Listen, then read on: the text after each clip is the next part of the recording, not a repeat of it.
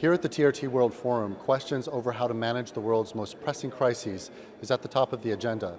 Lebanon is just a few days into a ceasefire after more than 13 months of a devastating war between Israel and Hezbollah. More than 3,700 people in Lebanon have been killed and more than 15,000 others injured. I sat down with Lebanon's Minister of Information to discuss how this fragile ceasefire can be maintained. I wanted to start asking you about the ceasefire, which is now just a few days old. Obviously, we had seen numerous attempts to secure this type of ceasefire, but they had failed. Obviously, Hezbollah had been insisting that it would continue to launch cross-border strikes so long as Israel continued its assault on Gaza. Now, there's a breakthrough. How hard was it to attain this ceasefire, and why now?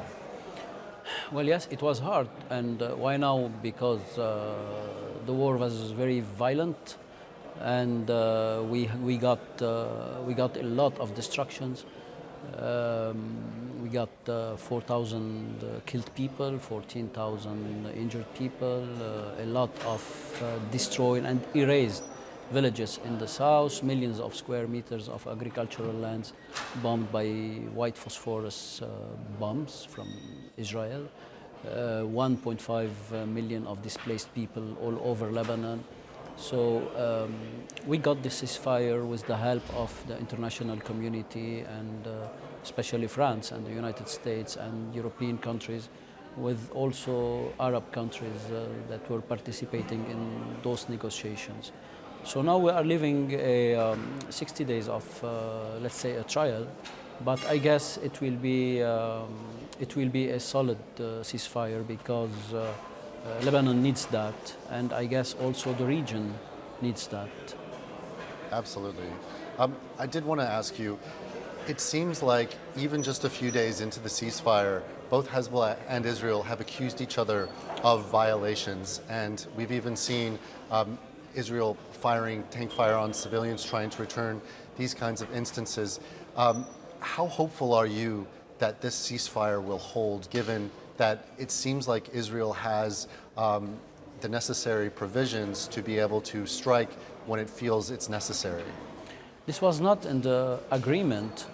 As I told you before, we have those 60 days. I know it's a very delicate period of time, but I have faith that we will have a solid ceasefire. And the Israelis are breaking this ceasefire. It's not the Lebanese side.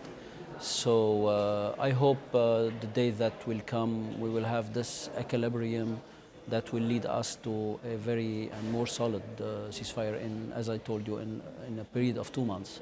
Absolutely. I did want to talk about civilians and their return to their homes. We know that hundreds of thousands of civilians have been displaced over the course of 13 months of war, but particularly since Israel ramped up its aerial campaign in September. And it seems, though, that the Speaker of the Lebanese parliament has said that people can return home, but Israel is saying that people in certain villages, I think they've released a list of 60 villages and cities that they cannot return to, or that they say that they shouldn't return to. How does the Lebanese government manage this situation and ensure that Lebanese civilians can return safely to their homes? Well, they cannot till now. As I told you, we have those 60 days that are delicate days. And true, we have 60, 70 villages where we still have the Israeli occupation. So practically the Lebanese people cannot come back now. But everyone will come back after all this will end. In our agreement that was negotiated with the United States,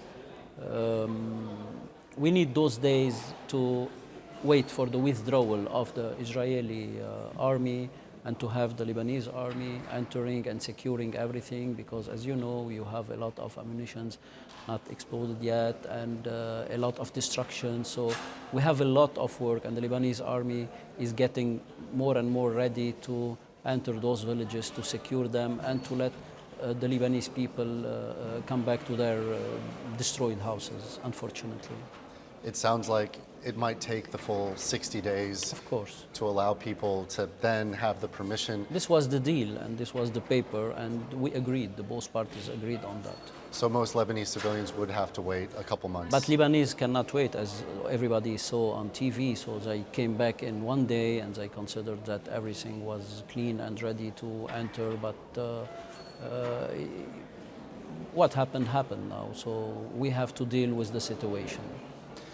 I know that in some of those border areas, particularly the closer that you get to the border area, the blue line, the extent of the damage isn't really known.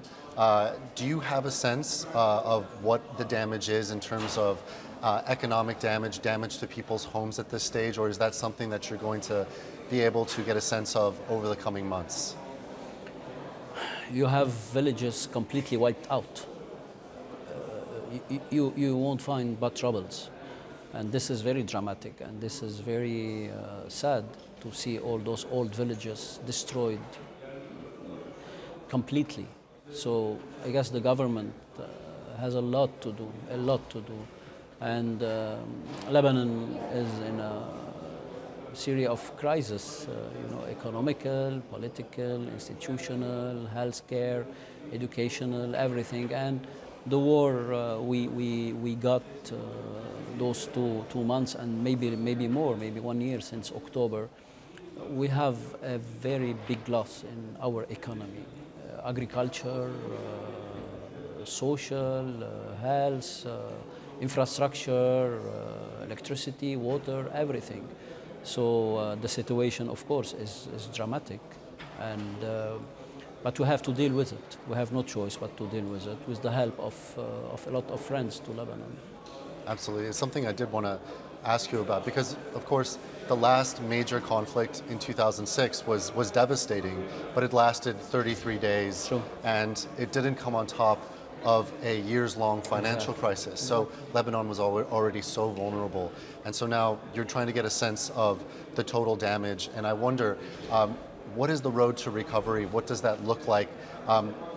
Who do you envision contributing to Lebanon's recovery economically? Because certainly it will take a long time and a lot of money. Do you have a sense of what those figures are? It will take, I know it will take long years to rebuild what was destroyed, and we count on our friends, the international community, the United Nations family, the Arab countries. We also have to settle down our internal problems, to elect a president, to have a new government, and to start having a very serious plan to rebuild what was destroyed. I guess in all the history of Lebanon, we never had this drama and this destruction.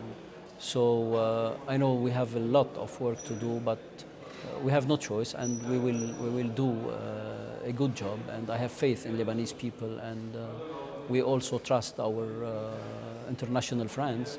So, well, now the days that will come will show that who will help us and who will not help us also. Absolutely. It's certainly, the stories coming out of Lebanon are certainly ones of resilience over the years, and particularly This is recently. very true. I did want to ask you about international law, because obviously the Resolution 1701, it hinges on people's faith and their belief in international law. And right now, we've seen a number of violations of international law on the part of Israel, certainly, that have not been upheld at world bodies and the like. What's your view on, in terms of the faith in international law at this stage, with not only the war in Lebanon, but also the war in Gaza? Also in Gaza, we saw a lot, and all the international resolutions and law stop at the gates of Israel, unfortunately. So practically, we cannot trust as much as we want the international this international law you are talking about. We saw a lot of infractions of this law in Gaza that it's never ending, and in Lebanon daily. In Lebanon, we see that the violation of the 1701 was always violated by Israel. We are counting thousands, not to say tens of thousands of violations from the air, the sea, and also on the ground.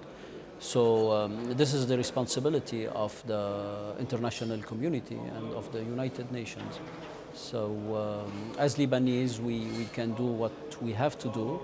I know we had also people who resisted this invasion very bravely, and this was one of the main major points to lead negotiations and have this ceasefire also. We need to point this also.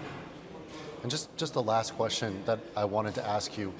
Obviously, Lebanon's gone through its own internal struggle, and I wonder, do you think that in the face of what surely has to be viewed by many Lebanese as a common enemy because Israel has been fairly indiscriminate in terms of targeting civilian areas, do you think that this conflict has brought people together, or do you think that maybe it has fueled division?